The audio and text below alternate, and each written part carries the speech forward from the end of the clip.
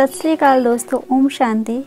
ਅੱਜ ਦੇ ਇਸ ਪ੍ਰੋਗਰਾਮ ਨਵੀਂ ਕਿਰਨ ਦੇ ਵਿੱਚ ਤੁਹਾਡਾ ਸਭ ਦਾ ਸਵਾਗਤ ਹੈ। ਅੱਜ ਸਾਡੇ ਨਾਲ ਕਰਮਾਂ ਦੇ ਵਿਸ਼ੇ ਦੇ ਉੱਪਰ ਚਰਚਾ ਕਰਨ ਦੇ ਲਈ ਸਟੂਡੀਓ ਦੇ ਵਿੱਚ ਮੌਜੂਦ ਨੇ BK ਰਾਜਿੰਦਰ ਭੈਣ ਜੀ। ਸਤਿ ਸ੍ਰੀ ਅਕਾਲ ਦੀਦੀ, ਓਮ ਸ਼ਾਂਤੀ। ਸਤਿ ਸ੍ਰੀ ਅਕਾਲ ਜੀ, ਓਮ ਸ਼ਾਂਤੀ। ਦੀਦੀ, ਪਿਛਲੇ ਐਪੀਸੋਡਸ ਦੇ ਵਿੱਚ ਤੁਸੀਂ ਸਾਨੂੰ ਪਰਮਾਤਮਾ ਦੀ ਯਾਦ, ਆਸ਼ਾਵਾਦੀ ਸੋਚ, ਚੰਗੇ ਸੰਗ ਦਾ ਰੰਗ ਕਰਨ ਦੇ ਲਈ ਦੱਸਿਆ। ਅੱਜ ਅਸੀਂ ਤੁਹਾਡੇ ਤੋਂ ਜਾਣਨਾ ਚਾਹਾਂਗੇ ਕਿ ਜਿੱਦਾਂ ਅਸੀਂ ਸ੍ਰਿਸ਼ਟੀ ਰੰਗ ਮੰਚ ਦੇ ਉੱਪਰ ਆਏ ਹਾਂ ਤਾਂ ਸਾਨੂੰ ਕਰਮ ਤਾਂ ਕਰਨੇ ਪੈਣੇ ਹਨ ਜੀ। ਸਾਡੇ ਕਰਮ ਕਿਹੋ ਜਿਹੇ ਹੋਣੇ ਚਾਹੀਦੇ ਹਨ? ਸਾਡੇ ਕਰਮ ਬਹੁਤ ਸ੍ਰੇਸ਼ਟ ਕਰਮ। ਸ੍ਰੇਸ਼ਟ ਤੋਂ ਇੱਥੇ ਕੀ ਮਤਲਬ ਹੈ? ਸ੍ਰੇਸ਼ਟ ਤੋਂ ਮਨਾ ਅਜਿਹੇ ਕਰਮ ਜੋ ਕਰਮਾਂ ਨਾਲ ਸਾਨੂੰ ਖੁਦ ਨੂੰ ਤੇ ਦੂਜਿਆਂ ਨੂੰ ਸੰਤੁਸ਼ਟਤਾ ਹੋਵੇ, ਸੁੱਖ ਮਿਲੇ, ਸ਼ਾਂਤੀ ਮਿਲੇ, ਅਜਿਹੇ ਕਰਮਾਂ ਨੂੰ ਅਸੀਂ ਸ੍ਰੇਸ਼ਟ ਕਰਮ ਕਹਿ ਸਕਦੇ ਹਾਂ ਜੀ। ਕਰਮ ਕਿੰਨੇ ਤਰ੍ਹਾਂ ਦੇ ਹੁੰਦੇ ਹਨ ਦੀਦੀ?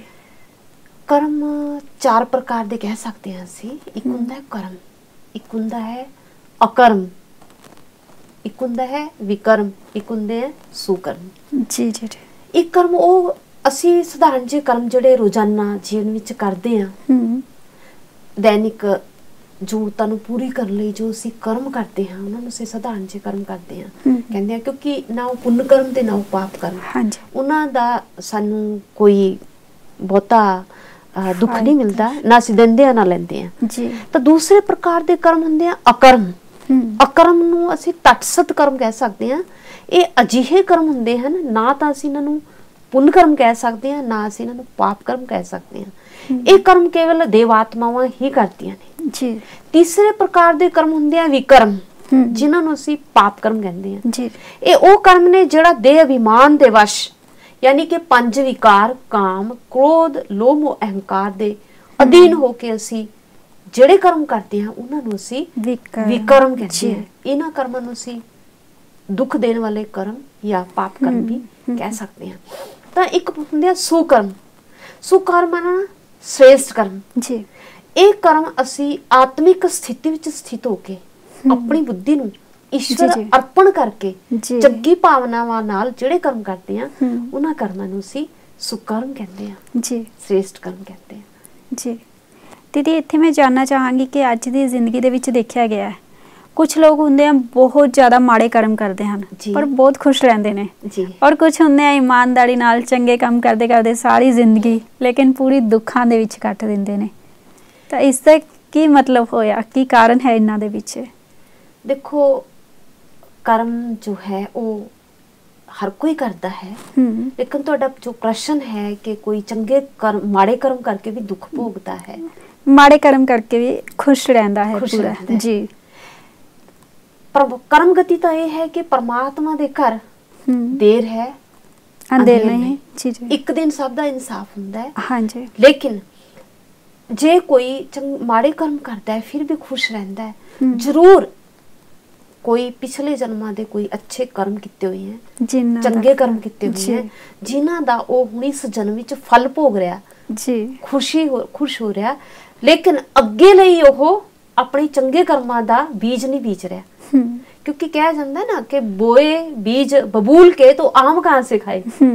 ਜੇਕਰ ਉਹ ਇਸ ਜਨਮ ਦੇ ਵਿੱਚ ਚੰਗੇ ਕਰਮ ਨਹੀਂ ਕਰ ਰਿਹਾ, ਮਾੜੇ ਕਰਮ ਕਰ ਰਿਹਾ ਕੋਈ ਵੀ ਇਨਸਾਨ, ਤਾਂ ਉਸਨੂੰ ਅਗਲੇ ਲਈ ਅੱਗੇ ਵਾਸਤੇ ਉਸਨੂੰ ਇਹ ਸਮਝਣਾ ਚਾਹੀਦਾ ਹੈ ਕਿ ਇਹਨਾਂ ਦਾ ਮੈਂ ਅੱਗੇ ਜਾ ਕੇ ਫਲ ਵੀ ਖਾਣਾ ਹੈ, ਕਿਉਂਕਿ ਕਰਮਾਂ ਦੀ ਗਤੀ ਬੜੀ ਬਲਵਾਨ ਹੈ, ਇਸ ਤੋਂ ਕੋਈ ਵੀ ਮੁਕਤ ਨਹੀਂ ਹੋ ਸਕਦਾ। ਅਕਸਰ ਕਰਕੇ ਦੇਖਿਆ ਜਾਂਦਾ ਹੈ ਜੋ ਮਾੜੇ ਕਰਮ ਕਰੇਗਾ ਤਾਂ ਉਸ ਦੇ ਆਪੋਜ਼ਿਟ ਜੋ ਚੰਗੇ ਕਰ ਰਿਹਾ ਹੋਏਗਾ ਉਹ ਦੇਖੇਗਾ ਮੈਂ ਤਾਂ ਇੰਨਾ ਚੰਗਾ ਕੁਝ ਕੀਤਾ ਤੇ ਮਾੜੇ ਕਰਕੇ ਵੀ ਖੁਸ਼ ਹੈ, ਮੇਰੇ ਨਾਲੋਂ ਤਾਂ ਇਹੀ ਵਧੀਆ।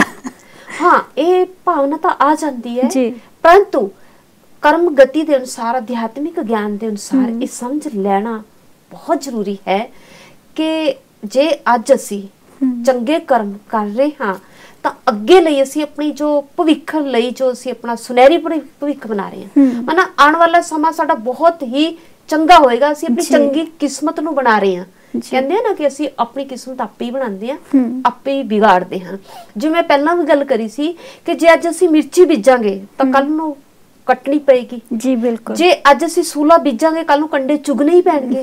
ਜੇਕਰ ਅੱਜ ਅਸੀਂ ਚੰਗੇ ਕਰਮ ਕਰਨ ਦੇ ਬਾਵਜੂਦ ਵੀ ਦੁਖੀ ਹੋ ਰਹੇ ਹਾਂ ਤਾਂ ਸਾਨੂੰ ਇਹ ਸਮਝ ਲੈਣਾ ਚਾਹੀਦਾ ਹੈ ਕਿ ਜ਼ਰੂਰ ਮੇਰਾ ਪੂਰਵ ਜਨਮ ਦਾ ਕੋਈ ਨਾ ਕੋਈ ਐਸਾ ਡਾਢਾ ਭੈੜਾ ਕਰਮ ਕੀਤਾ ਹੋਇਆ ਹੈ ਜੋ ਮੈਂ ਉਸ ਨੂੰ ਭੋਗ ਰਹੀ ਹਾਂ ਜਾਂ ਭੋਗ ਰਿਹਾ ਹਾਂ। ਜੇਕਰ ਅਸੀਂ ਅਧਿਆਤਮਿਕ ਗਿਆਨ ਨਾਲ ਇਹ ਆਪਣੇ ਮਨ ਨੂੰ ਸਮਝਾ ਲੈਂਦੇ ਹਾਂ ਤਾਂ ਅਸੀਂ ਦੁਖੀ ਨਹੀਂ ਹੋ ਸਕਦੇ, ਅਸੀਂ ਨਿਰਾਸ਼ ਨਹੀਂ ਹੋ ਸਕਦੇ। ਦੁਖੀ ਜਾਂ ਨਿਰਾਸ਼ ਅਸੀਂ ਉਦੋਂ ਹੀ ਹੁੰਦੇ ਆ ਜਦੋਂ ਅਸੀਂ ਦੂਸਰੇ ਨਾਲ ਤੁਲਨਾ ਕਰਦੇ ਹਾਂ। ਜੀ ਬਿਲਕੁਲ। ਸੋ ਅਸੀਂ ਤੁਲਨਾ ਨਹੀਂ ਕਰਨੀ, ਕਿਉਂਕਿ ਕਹਿੰਦੇ ਆ ਨਾ ਕਿ ਤੈਨੂੰ ਹੋਰ ਨਾਲ ਕੀ, ਤੂੰ ਆਪਣੀ ਗਠੜੀ ਸੰਭਾਲ, ਤੈਨੂੰ ਚੋਰ ਨਾਲ ਕੀ, ਹੈਨਾ। ਤਾਂ ਅਸੀਂ ਆਪਣੀ ਗਠੜੀ ਸੰਭਾਲਣੀ ਆ, ਅਸੀਂ ਹੋਰਾਂ ਤੋਂ ਕੀ ਲੈਣਾ। ਅਸੀਂ ਆਪਣੇ ਕਰਮਾਂ ਦੀ ਗਤੀ ਨੂੰ ਠੀਕ ਰੱਖਣਾ।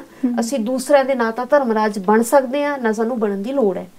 ਅਸੀਂ ਆਪਣੇ ਆਪ ਨੂੰ ਦੇਖਣਾ ਹੈ ਕਿ ਮੈਂ ਕੀ ਕਰਮ ਕਰ ਰਿਹਾ, ਕੀ ਮੈਨੂੰ ਕਰਨੇ ਚਾਹੀਦੇ ਹੈ, ਤਾਂ ਅਸੀਂ ਆਪਣੇ ਆਪ ਨੂੰ ਹੀ ਇਹ ਸਮਝਾਣਾ ਹੈ।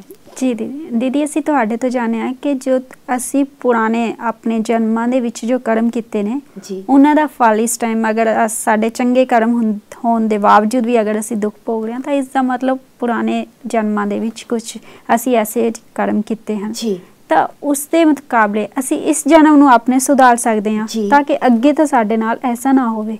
ਤਾਂ ਇਸ ਜਨਮ ਦੇ ਵਿੱਚ ਅਸੀਂ ਅਜਿਹੇ ਕਿਹੜੇ ਕਰਮ ਕਰੀਏ? ਇਹ ਤਾਂ ਅਸੀਂ ਖੁਦ ਸੋਚਣਾ। ਦੇਖੋ ਜਿਵੇਂ ਕਰਮ ਦੀ ਗਤੀ ਦੇ ਵਿੱਚ ਦੱਸਿਆ ਹੈ, ਜਿਵੇਂ ਇੱਕ ਨਿਊਟਨ ਦਾ ਵੀ ਇੱਕ ਲਾ ਹੈ, ਉਹਨਾਂ ਨੇ ਦੱਸਿਆ ਹੈ ਕਿ ਅਸੀਂ ਐਕਸ਼ਨ ਦਾ ਰਿਐਕਸ਼ਨ ਹੁੰਦਾ ਹੈ, ਯਾਨੀ ਕਿ ਕਿਰਿਆ ਪ੍ਰਤੀਕਿਰਿਆ। ਹਾਂਜੀ, ਅਸੀਂ ਜੇਕਰ ਬੋਲ ਕਿਸੇ ਗੇਂਦ ਨੂੰ ਉੱਪਰ ਉਛਾਲਦੇ ਹਾਂ ਤਾਂ ਉਹ ਮੇਰੇ ਕੋਲ ਹੀ ਆਏਗੀ ਨਾ। ਹਾਂਜੀ ਬਿਲਕੁਲ। ਮੈਂ ਇਹ ਤਾਂ ਨਹੀਂ ਕਹਿ ਸਕਦੀ ਮੇਰੇ ਕੋਲ ਕਿਉਂ ਆਈ। ਯਾਨੀ ਕਿ ਅਸੀਂ ਜੇਕਰ ਇਹ ਸੋਚਦੇ ਹਾਂ ਕਿ ਮੈਂ ਚੰਗੇ ਕਰਮ ਹੀ ਕਰਨੇ ਆ, ਮੈਂ ਕਿਸੇ ਨੂੰ ਨਹੀਂ ਦੇਖਣਾ, ਤਾਂ ਸਾਡੇ ਜੋ ਜੀਵਨ ਹੈ ਆਉਣ ਵਾਲਾ ਭਵਿੱਖ ਹੈ, ਜੋ ਆਉਣ ਵਾਲੀ ਜੋ ਤਕਦੀਰ ਦੀ ਤਸਵੀਰ ਹੈ ਉਹ ਸਾਡੀ ਬਹੁਤ ਖੂਬਸੂਰਤ ਹੋਏਗੀ। ਅਸੀਂ ਆਪਣੇ ਕਰਮਾਂ ਤੇ ਧਿਆਨ ਦੇਣਾ ਹੈ, ਕਰਮਾਂ ਤੇ ਧਿਆਨ ਰੱਖਣਾ ਸੀ। ਮਤਲਬ ਅਸੀਂ ਆਪਣੇ ਖੁਦ ਦੇ ਕਰਮਾਂ ਦੇ ਉੱਪਰ ਪੂਰਾ ਧਿਆਨ ਰੱਖ ਕੇ ਚੱਲਣਾ ਹੈ। ਹਾਂਜੀ। ਕਦੀ ਚੱਲਣ ਦੇ ਵਿੱਚ ਏਦਾਂ ਆਉਂਦਾ ਹੈ ਕਿ ਅਸੀਂ ਦੂਸਰੇ ਦਾ ਬਹੁਤ ਭਲਾ ਕਰਦੇ ਹਾਂ ਲੇਕਿਨ ਉਹ ਚੀਜ਼ ਉਸ ਦੇ ਲਈ ਅੱਗੇ ਜਾ ਕੇ ਨੁਕਸਾਨ ਦਾ ਕਾਰਨ ਬਣਦੀ ਹੈ ਕਿ ਉਹ ਉਸ ਟਾਈਮ ਉਸ ਲਈ ਕੀਤਾ ਹੋਇਆ ਭਲਾ ਸਾਡੇ ਚੰਗੇ ਕਰਮਾਂ ਵਿੱਚ ਗਿਣਿਆ ਜਾਏਗਾ ਜਾਂ ਮਾੜੇ ਕਰਮਾਂ ਵਿੱਚ। ਕਿਉਂਕਿ ਕਹਿੰਦੇ ਹਨ ਕਿ ਨੇਕੀ ਕਰ ਦਰਿਆ ਮੇਂ ਡਾਲ, ਹੈ ਨਾ। ਜੇ ਅਸੀਂ ਨੇਕੀ ਕਰੀ ਹੈ ਤਾਂ ਅਸੀਂ ਉਸ ਨੂੰ ਆਪਣੇ ਮਨ 'ਚ, ਸਭ ਤੋਂ ਪਹਿਲੀ ਗੱਲ ਹੈ ਕਿ ਸਾਨੂੰ ਖੁਦ ਨੂੰ ਸੰਤੁਸ਼ਟੀ ਹੁੰਦੀ ਹੈ ਕਿ ਮੈਂ ਚੰਗਾ ਕੰਮ ਕੀਤਾ। ਜੀ ਬਿਲਕੁਲ। ਜੇਕਰ ਅਸੀਂ ਚੰਗਾ ਕੰਮ ਕਰਦੇ ਹਾਂ, ਨੇਕੀ ਕਰਦੇ ਹਾਂ, ਦੂਸਰੇ ਦੀ ਭਲਾਈ ਕਰਦੇ ਹਾਂ, ਜੇਕਰ ਦੂਜਾ ਉਸਦਾ ਇਸ ਗੱਲ ਦਾ ਅਹਿਸਾਸ ਨਹੀਂ ਸਮਝਦਾ ਤਾਂ ਉਹ ਉਸਦਾ ਆਪਣਾ ਸੁਭਾਅ ਹੈ ਨਾ। ਲੇਕਿਨ ਹੁਣ ਜਿਵੇਂ ਕਹਿੰਦੇ ਨਾ ਕਿ ਇੱਕ ਵਾਰੀ ਇੱਕ ਸਾਧੂ ਸੀ, ਉਹ ਨਾ ਨਦੀ ਦੇ ਉਹ ਤਲਾਬ ਦੇ ਕਿਨਾਰੇ ਬੈਠਿਆ ਸੀ। ਇੱਕ ਬਿੱਛੂ ਨੂੰ ਉਹ ਬਾਰ-ਬਾਰ ਕੱਢ ਰਿਹਾ ਸੀ, तो बिच्छू ਨੂੰ ਬਾਰ-ਬਾਰ ਡੰਗ ਮਾਰ ਰਹੇ ਸੀ। ਜੀ ਜੀ। ਕਿਸੇ ਭਲੇ ਮਾਨਸ ਨੇ ਨੂੰ ਆ ਕੇ ਕਿਹਾ ਕਿ ਮਹਾਤਮਾ ਜੀ ਇਹ ਤਾਂ ਆਪਣਾ ਬਾਰ-ਬਾਰ ਡੰਗ ਮਾਰ ਰਿਹਾ ਤੇ ਤੁਸੀਂ ਇਹਨੂੰ ਬਾਰ-ਬਾਰ ਬਚਾਉਣ ਦੀ ਕੋਸ਼ਿਸ਼ ਕਰ ਰਹੇ ਹੋ। ਤਾਂ ਮਹਾਤਮਾ ਜੀ ਨੇ ਕਿਹਾ ਕਿ ਦੇਖੋ ਡੰਗ ਮਾਰਨਾ ਇਹਦਾ ਆਪਣਾ ਸੁਭਾਅ ਹੈ, ਬਚਾਉਣਾ ਮੇਰਾ ਸੁਭਾਅ। ਜੇ ਇਹ ਆਪਣਾ ਸੁਭਾਅ ਨਹੀਂ ਛੱਡਦਾ ਤਾਂ ਮੈਂ ਆਪਣਾ ਸੁਭਾਅ ਕਿਉਂ ਛੱਡਾਂ। ਤਾਂ ਕਹਿਣ ਦਾ ਮਤਲਬ ਇਹ ਹੈਗਾ ਕਿ ਜਦੋਂ ਕੋਈ ਦੂਜਾ ਇਸ ਗੱਲ ਦਾ एहसास नहीं करता या एहसान नहीं मानता तो सानू दुखी होने की लोड़ नहीं, क्योंकि मैं अपने वालों चंगा कर्म करया ना। जेकर वो इस गल नू नहीं रियलाइज कर रहा तो असी वो परमात्मा ते छड्ड देना चाहिए है कि अपने वालों मैं चंगा कर्म किया है, हुण परमात्मा जाने उसे नहीं करना सब कुछ। यही साडा इस धरती ते आना एक सार्थक होएगा, यही परमात्मा दी बख्शिश किती हुई जो जीवन दात है, यही ऊपर वाले दी एक कदर होएगी, क्योंकि उसकी अमानत है। उसकी अमानत नूं असीं सुंदर सुंदर बना के असीं जेकर असीं उसका इस्तेमाल करते हाँ तां ये भी एक बहुत बड़ी ऊपर वाले दी एक कदर है। जीवन की कदर माना ऊपर वाले की कदर, क्योंकि उसकी दित्ती हुई दात है। जी ਤੁਹਾਡਾ ਬਹੁਤ ਬਹੁਤ ਧੰਨਵਾਦ ਦੀਦੀ, ਤੁਸੀਂ ਸਾਡੇ ਸਟੂਡੀਓ ਵਿੱਚ ਆਏ ਔਰ ਆਪਣੇ ਇੰਨੇ ਸੋਹਣੇ ਵਿਚਾਰ ਸਾਡੇ ਸਾਰੇ ਦਰਸ਼ਕਾਂ ਦੇ ਅੱਗੇ ਰੱਖੇ। सत श्री अकाल जी। तो दोस्तों अज असीं जानिया कि साडे कर्मां दी गति किहो जिही होनी चाहिदी है, असीं अपनी जिंदगी नूं हीरे वर्गा किद्दां बना सकते हाँ। इसे विषय ते अगे तो फिर चर्चा करांगे। तद तक दे लई सत श्री अकाल। ओम शांति।